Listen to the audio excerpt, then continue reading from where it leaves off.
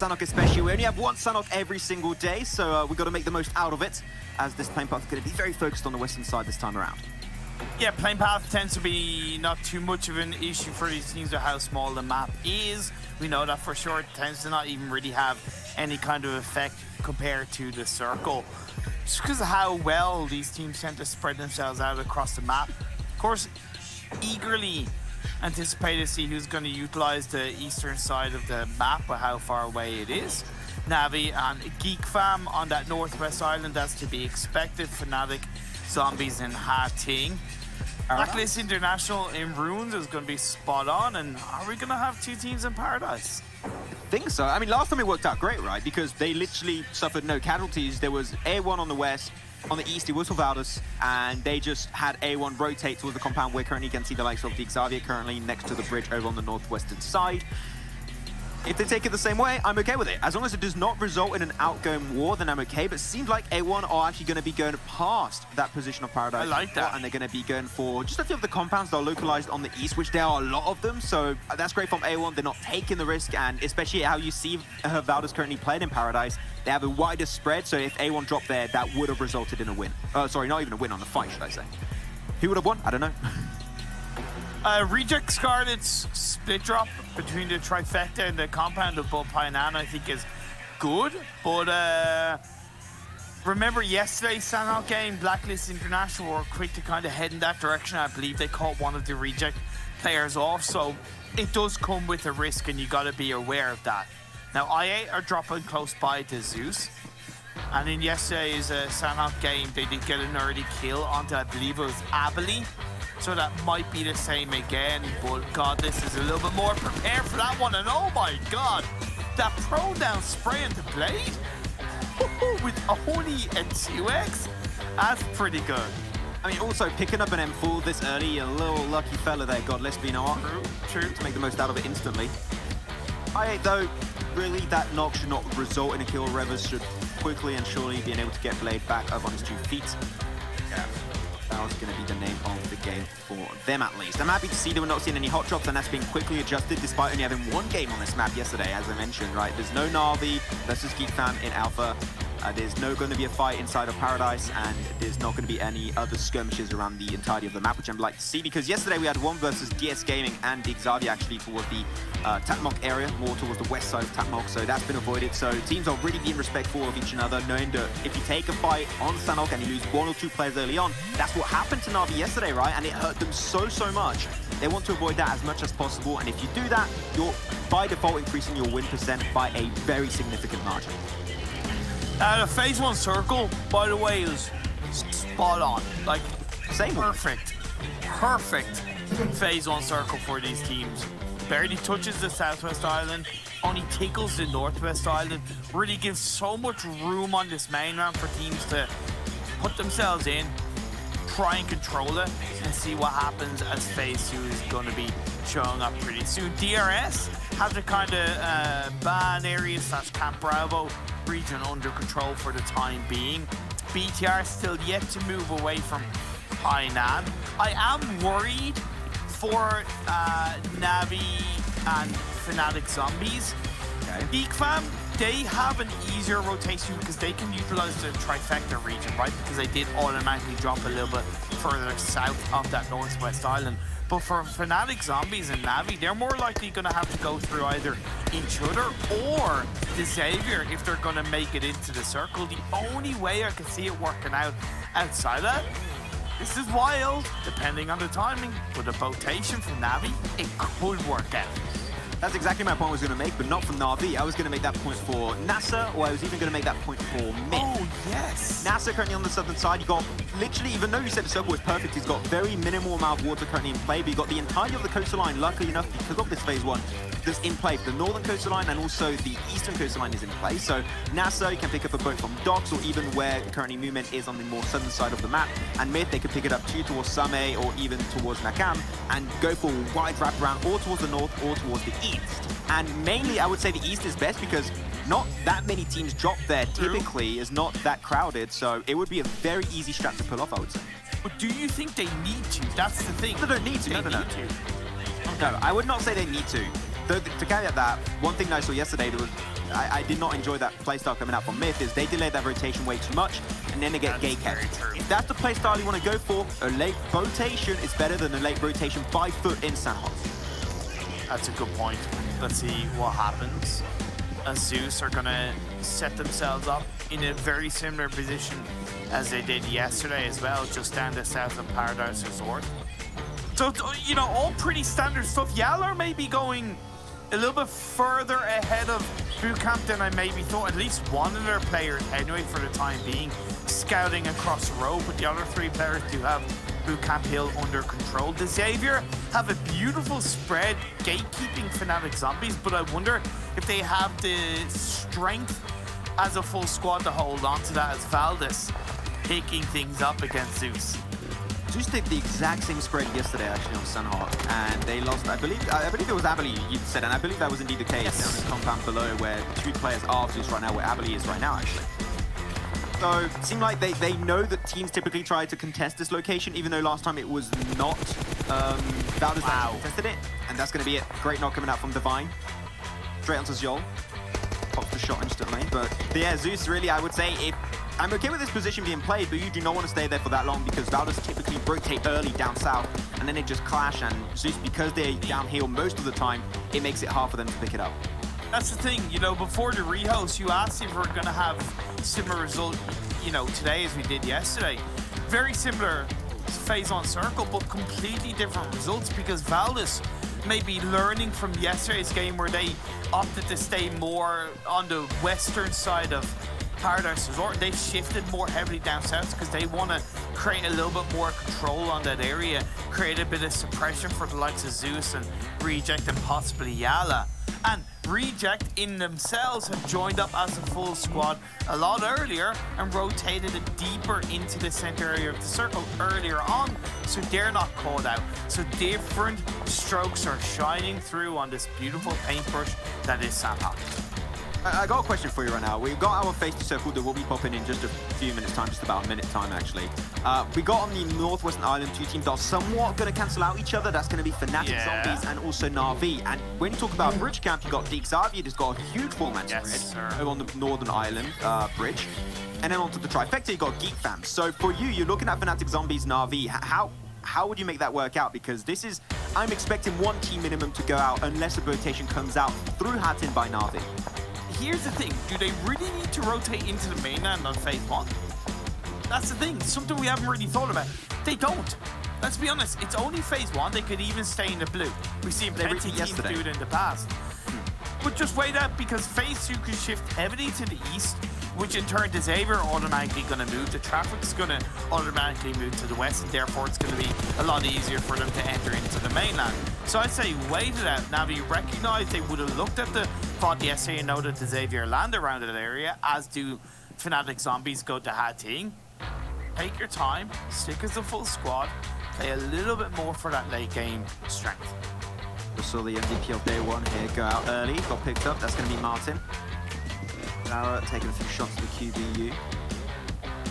Good to go for the heal off just in time, but very far away, far spread away from the rest of Reject, which Reject, they like to go for these big boy spreads from time to time. I think that's fine, but I would typically prefer 2-2 split, especially on Sanhok, because if you do have a player get knocked, so there's some really big damage, you can share the resources also if needed. So I think that would be a better course of action, which they are doing to some extent, but I'd like to see them a little bit more on top of each other. It makes it very hard to fight back in a situation where you're taking a fight, which is currently unfolding with the likes of Blacklist International. I love DRS, by the way. They're not taking for granted that the Eastern Coastal Line is completely free. They have Mafia Ninja essentially on the very kind of coastal line edge of that water, expecting a potential rotation from one of these teams, and I really like that. And because they have an individual spread, they already have kind of a more centralized location covered with Nima in that area as well. So really good awareness from DRS to protect as many angles around them as possible. I love the position of DS Gaming currently too. There's a really good oversight into what's happening in Paradise Resort, and especially where A1 currently stands right down south of their own location. Na'Vi actually going to be swimming on over, and this circle really, I don't have an issue with it. This is great for DRS because you mentioned it right there, the relatively big spread while keeping Mafia Ninja to check out the coastline, make sure there's not going to be a boat coming on through. He's going to be the patrol for the ocean, as they're going to be moving on Nima's position, hopefully. So I'm not expecting too many big changes in the second phase, but teams are just going to be a little bit more concentrated, so that rupture point will be happening, I believe, towards the likes of phase 3 or phase 4. Now, one thing I like is that Geek Fam did go for a little bit of a swim across the river. I was expecting the trifecta rotation, but they didn't send the full squad over on phase 1, and to me, that doesn't make sense because they had a little bit of an earlier rotation pathline. Why not make use of that as a full squad? Now they have one player being caught up by BTR. They have Yala up on top of Boot Camp Hill, which they would have heard the shots being fired by BTR. That puts Geek Fam in even trickier of a position because they're forced to go by the coastline of that mainland where the Xavier could take shots on them, Yala could take shots on them, Fnatic Zombies could take shots on them, and BTR can, right? So instead of what would have been possibly one angle of pressure, there's now 4 angles of pressure, all because of a late rotation as a full team. It's very unfortunate for Geek Fam because they should know.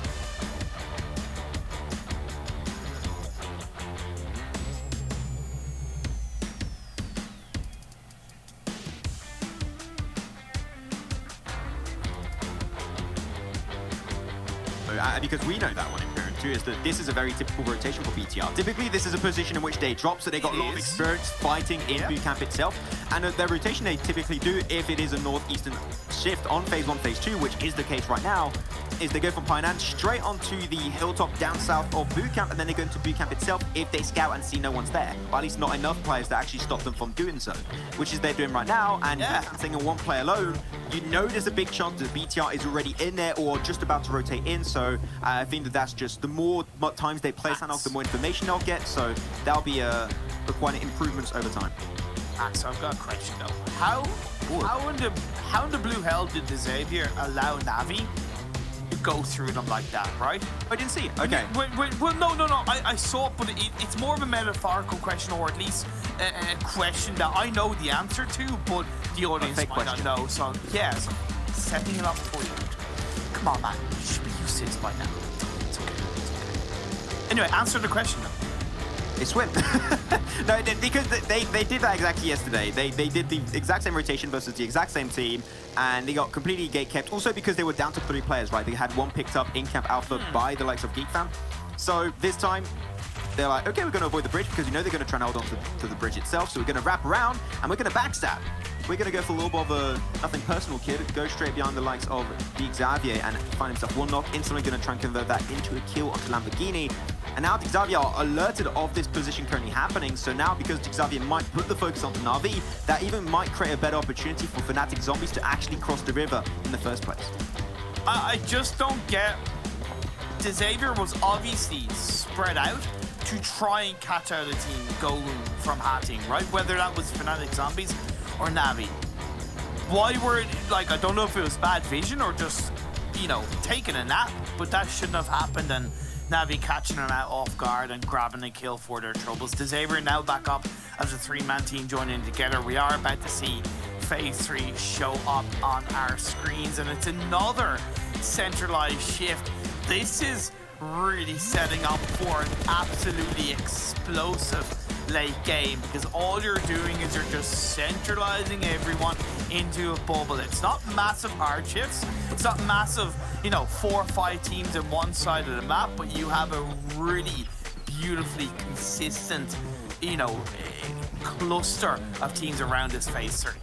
Valdez especially are stuck in a very interesting position. Or we go down south of Paradise Resort and try and hold there, and it was shown yesterday by Zeus trying to hold that location, but if a team pushes you and you are on a dip, it's going to be really hard to fight out of. Or do they backtrack and go back into Paradise Resort? There are many options available for Valdez, but they need to try and take that decision now. The delay, more you can be caught out with your pants down, so I'm just hoping that Valdez can make that happen just in time. Though in terms of rotation, some teams are starting to get closer and closer to each another. We said it, the rupture point is slowly but surely approaching. That's going to be DRS right on top of the position of NASA currently. No shots have been exchanged just yet, but NASA around that big boulder, they should be able to find some really good peeking angles to find an opportunity versus DRS. I8 are also kind of close by in the mix. Although Crypto's rocking around in the vehicle for the laugh, joining up with the rest of the team.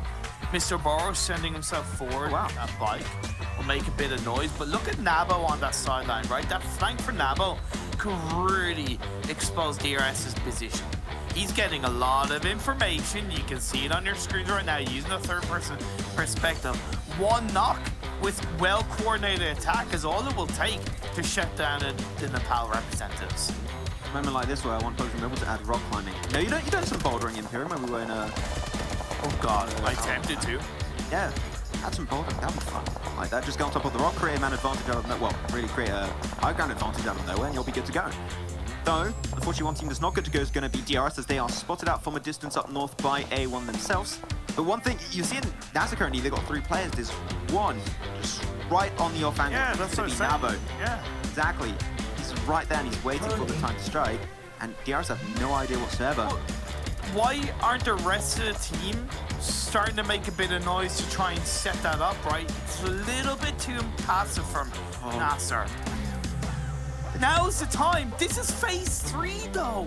It doesn't get any easier from here. You think it's going to get any easier? Yeah, you might be able to take advantage of a third party later on, but you gotta strike while the iron is hot, and the iron was so hot in that moment for Nabo. The thing is, you only spotted out Nemad right there. He's trying to spot out where all the players currently stand to give the information, relay it over to NASA because information is key and is so important in these kind of skirmishes. So, sure now, well, right there behind him, he's going to go for Mafia Ninja. He actually hits one shot, and he's just going to be cruising out. But unfortunately, that surprise factor has been lost. Unfortunately, he had that extra moment of time where he was gathering information, but he truly, this time, I would say, Imperium took way too long. I think there was clearly a chance for him to make it happen. Now he goes for the spray, connects onto Nima, putting down a slither of HP. One more bullet, that is all you need, and he takes a nade to the face, but will not get knocked out by it whatsoever. But Namo is just pinning them down there between a rock and a hard place. There is no escape for DRS. You have to get out through absolute insane war versus NASA. Can he get any further, actually? He says he's traded back and forth, but things are slowing down once again. But Namo is still in the blue, trying to get that backstab position. Too slow, but it might work out. Lovely grenade is gonna indeed come through. Numan onto Boro. Mafia Ninja's gonna return. But at the end of the day, I think this is Nasser's fight to lose. They have firm control over it. DRS are down to just one player now. It was an interesting one. Took a little. There were definitely some things that I think were worth mentioning that NASA could have done a little bit cleaner, I think. But you know what? They lose no one. So That's true. Not going to argue. It worked out. That's great. Though DRS, Mafia Ninja, if you can just escape and run away from that one, that would be great because you are nowhere near the circle currently and you've got to go a little bit further downhill, potentially in the open and loving arms of A1 Esports. So that is not something they're going to be looking forward to. But NASA, understand, it's only one player. We got 3 kills confirmed. They're going to die to the blue zone. So we're just going to be moving out and roll out into the circle itself, which is, as we said, not an easy rotation to pull off right now. They didn't even confirm the kill out of Mr. Boro, but I think the blue zone is going to end up getting the better of him. By the way, Pakistan fans, don't think I didn't notice that in the kill feed. IA just absolutely wiped Zeus to the ground, so do not think I didn't notice that. IA looking good in this Sandhawk game.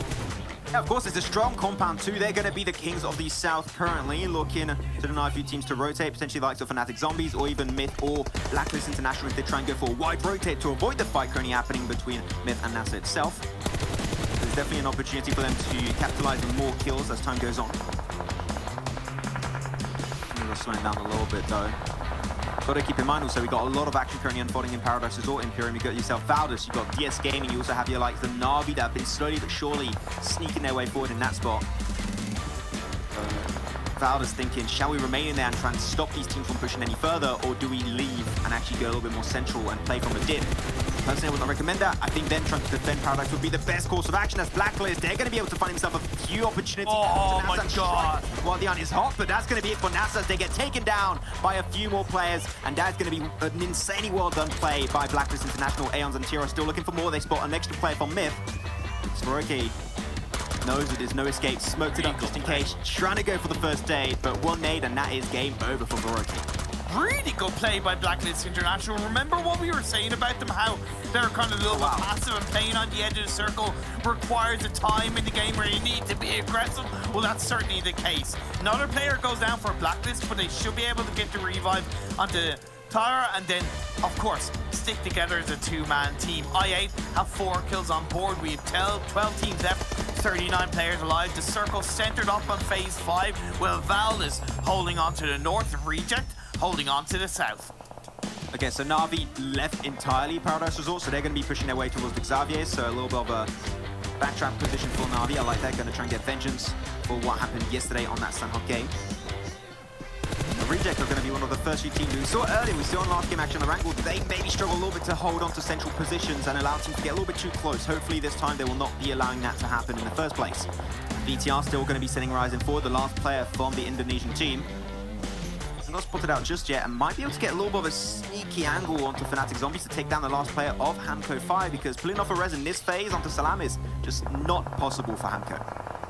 Keep an eye on A1. They're in an absolutely fantastic position. Big, yeah. Northeastern side of the circle. It's a big spot to hold on to. If they can take out and get the advantage onto Valdez, it could be their game to win.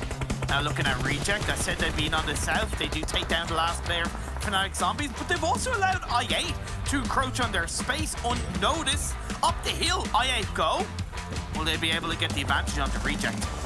Yeah, there's only one team that's going to come out of this one. You have to take the fight. If you just remain on the lower position, you're going to be losing that fight instantly. You need to take this fight towards Reject, but they can't do so. Now they're putting the smokes down. Shown today, I do not intend to push this one aggressively. They want to slow things down and reduce the aggressiveness from Reject. But Reject, they do not want to slow this one down. They want to keep the pressure up, and they want to pop those shots as quickly and as often as they possibly can. A few nades though on I8 behind those rocks would be big, but the smokes are making it really hard for Reject to get that information. The molly though is great to slow down the pathing of Reject. Divine goes back into the molly and gets knocked down. That's a double molly knockdown, I believe, Imperium. As Reject are just getting absolutely shattered to pieces. Sarah is going to be up and ready to go, but I8, now you know you've got knocks. You should go for the push onto Reject. Oh, go for the revives, you're killing me, I8. Take the opportunity to strike. The blue zone's closing in on phase 6. You're doing nothing other than wasting time to get kills in this game. Reject realized that. He's moving away, but the advantage is still over into the arms of I8. Amazing nade from Crypto. That's a double coming his way. There's still one player of Reject is going to be moving forward, and Duelo's just on the slither of HP. Will go for the medkit, so he's back at 100%. But he still wants to ruin the chances of I8. But he's got the smoke that's still going to make it so hard. He's spotted from a distance, and that's going to be I8 once again getting the kill. Who was that? I believe it was Crypto. This guy's on fire this game. Like a coin rising up in value in this Sanhok game. Val is now trying to hold on to the northern edge of Paradise Resort. DS has only one player left up at A1. They are waiting for their time to strike like a snake in the grass. Venom fueled into the top 6 teams we are. Navi, they opted to move away. It's low-key worked out, but they only have one player left. Yeah, Mafia Ninja is still in the blue, and I don't know how many first aids he has. If he has a decent amount, that could be a top 3 coming his way. We've seen a few strats like Panda in Western Europe here, where it does reward you as a top 3. Even sometimes you see it be rewarded top 2. So we'll have to keep in mind and see if DRs get eliminated later on. ZZP, though, trying to heal off inside Paradise itself. Maybe it was able to loot a little bit after that huge fight that was going up over there. Valdez able to make it up as a 2-man. They got great oversight, but a lot of teams sneaking up, so very hard to get the information that Valdez desperately needed. Yeah, that's the end of the ZZP. The only player that would have caused any kind of real potential issue to Valdez in that moment, a limited amount of first aids, they have to move away and Valdez pick them off. Now we are left with 14 pretty in the mix though. Valdez, Navi, I8, and A1. This is gonna be very, very close. Sune, ex-Adder from Cloud9. In the eastern region, trying to rep up for the Navi boys. Nick's actually going to be going straight for the warehouse. He's right on top of A1. I don't think that's going to go any further. Martin unfortunately delayed his rotation a little bit too much and instantly got taken down by Revers. Actually, that kill himself. Kitsune got spotted out by Blade. And this is up to 9. This is the best game we've seen so far from the IA team. And we'll see if they can try and push it to the limits and see if they can actually turn this one into a big fat dub. The nades are going to be roaring up onto I8. Revers could still get rest up behind that smoke, but they're taking it a little bit slower this time around. At the end of the day, with reviews going down at the hands of Sinister, That puts A1 in the body advantage. 6 can do nothing. The circle has gone towards the A1 boys, the Bangladesh representatives, as DRS go down. Still 4th place, that's a big win. That's still huge for DRS from the POW. We'll see if they can try and get more as the day goes on. Now we're down to top 3. We're going to be having Valdez back in the top 3 after that last game. They're going to be happy, trying to live up to what they did yesterday. The thing is, A1, they should know Martin was just a knock. They should know there's a chance the player's going to be right behind that wall. Jack tries to jump out. Beautiful. Not get spotted just yet. Insert Pronin down. Crypto is inside the wing. 6 gets caught out. We're left with their final 2 teams. Yeah, that's it. That's it for Valdez, 3rd place, and even teams up the other player.